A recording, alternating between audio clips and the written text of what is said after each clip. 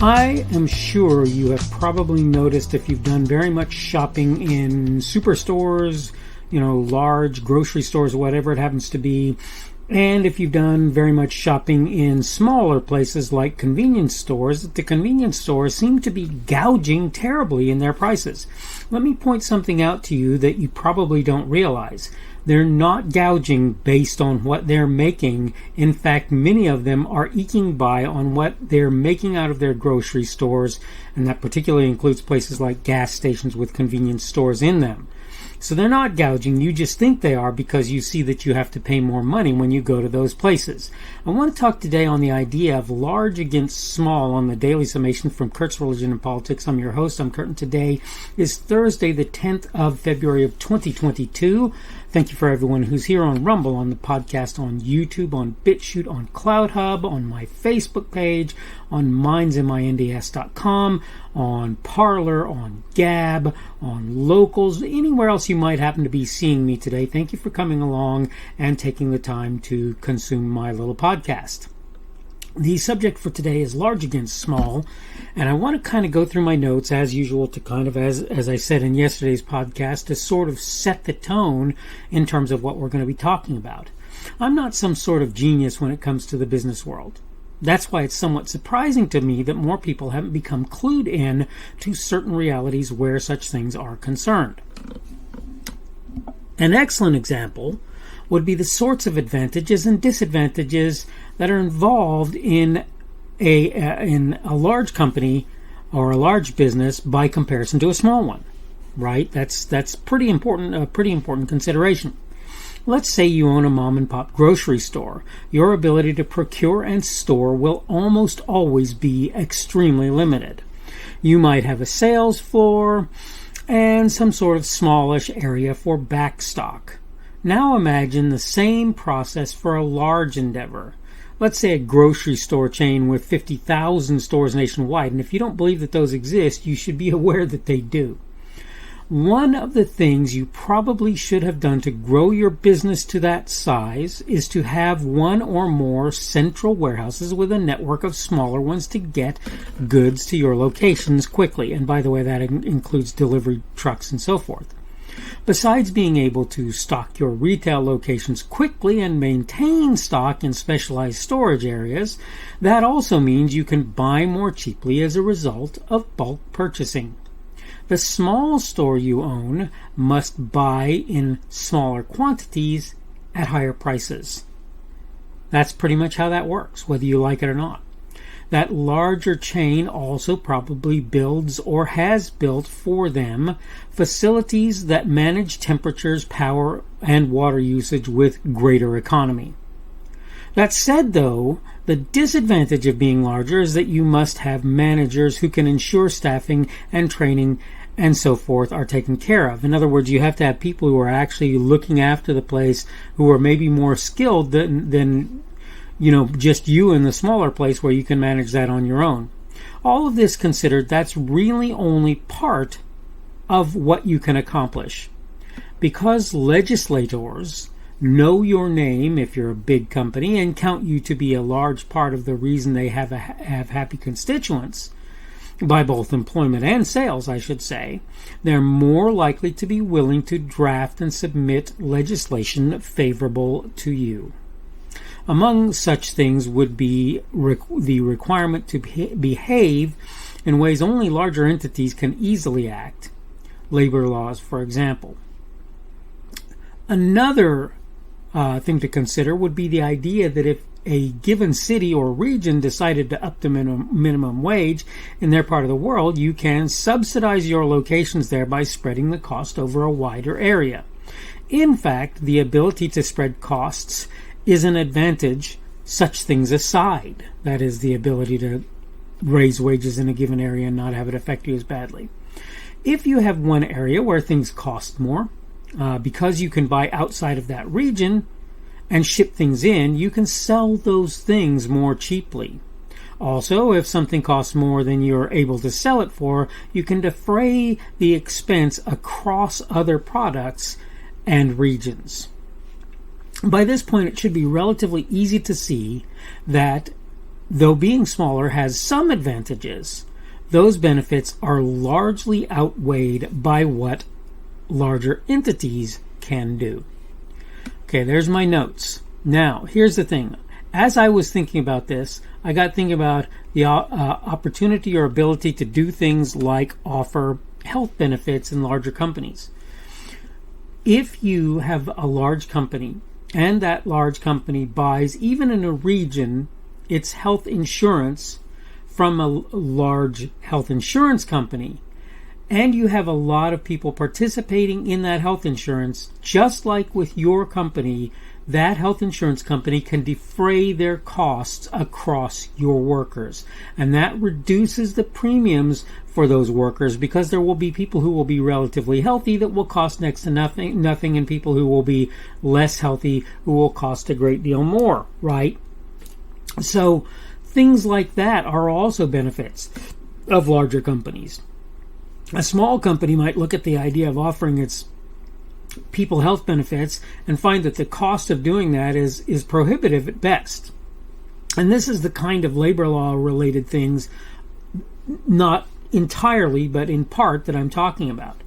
Again, wage laws, what the minimum wage is, various things that you're going to see that are in place, whether or not you can sell an 8-ounce, 20-ounce soda, right? Makes a difference, much bigger difference to a smaller company, particularly if they have 1 or 2 locations that are in a given city, and then you have another company that has 25 locations in that area, and only 3 of them are affected by that rule. This is the kind of thing that happens. And again, a lot of times, a larger company will say, well, everybody should be doing this. Well, if you look at what the smaller companies have the ability to do, in many instances, they can't afford to do what the larger companies are doing. Even if somebody is doing it as an outsourced thing without raising their prices to a point where it becomes basically impossible for them to survive on what they can actually get for their products and services. So the point is, in general, you're going to find that larger companies are able to offer things at lower prices just because they're able to reap benefits that smaller companies can't. Now, there's this idea that people have talked about, and I want to bring it into a different realm than most people use it for, and it is the, quote, make local sexy type of a concept. I don't care for the wording of that term, but the point is to make it so that local is a good thing. The problem is, most people, when they say that, they're talking about politics and not much more. Let me explain something to you. If you don't frequent places that are local to you, and more or less exclusively that, you will lose all of those small local places, and they will never come into any place where they can ever compete with the bigger companies. I shop at places where it costs me more, and when I buy things at the bigger stores, I shop brands that I know will cost me more, not because I want to pay more for a given thing, and not because I necessarily believe their quality is better, but because I am trying to support local business. And you can do that better if you shop the name brands as opposed to the off brands or the store brands, right? This is the thing that you need to understand. I bring up the whole argument of large against small because there are lots of people who shop, and I hate to name names, but Walmart or Target or Kroger, because they know that they're going to get what they're going to get cheaper by shopping in those places. I get it. But let me just explain something to you. If you don't shop local, you will not have any option, and the people who are selling those things to you will be able to up their prices with impunity because no local businesses exist. I used to use Walmart as an example.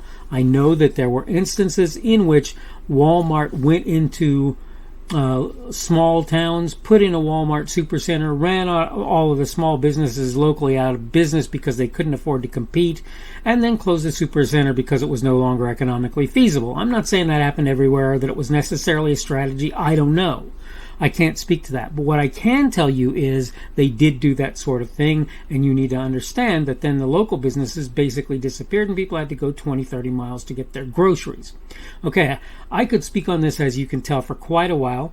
I'm not going to do that. I'm going to go ahead and wrap things up. This is the Daily Summation from Kurt's Religion and Politics. I'm your host. I'm Kurt. Today is Thursday, the 10th of February of 2022.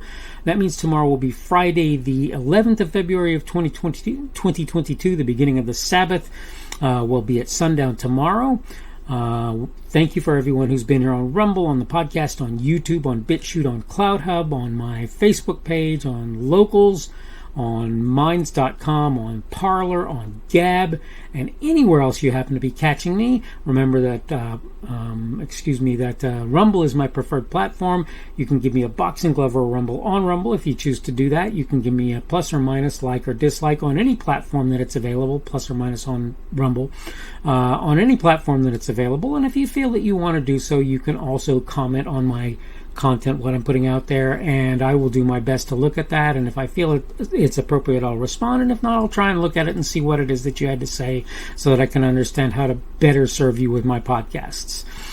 Subject for today has been large against small, and tomorrow we're going to talk about wages and prices, and I've talked about this before, I'm pretty sure, but I think I need to talk about it again, and I think probably I'll be attacking it from a slightly different perspective. If that's not the case, well, I guess you'll see the same thing over. As I've said in past, sometimes I think things are worth, bear repeating, and I think that this is an example of one of those things. Hope you're having a good day today. Hope everything is going well for you, and that this new year is trucking along like you want it to do. And hopefully we will see you again on Friday's edition of the Daily Summation from Kurt's Religion and Politics. The speaker on this edition of the Daily Summation is Kurt Schubert. This podcast was recorded on Thursday, February the 10th of 2022. The Daily Summation is created for Kurt's Religion and Politics.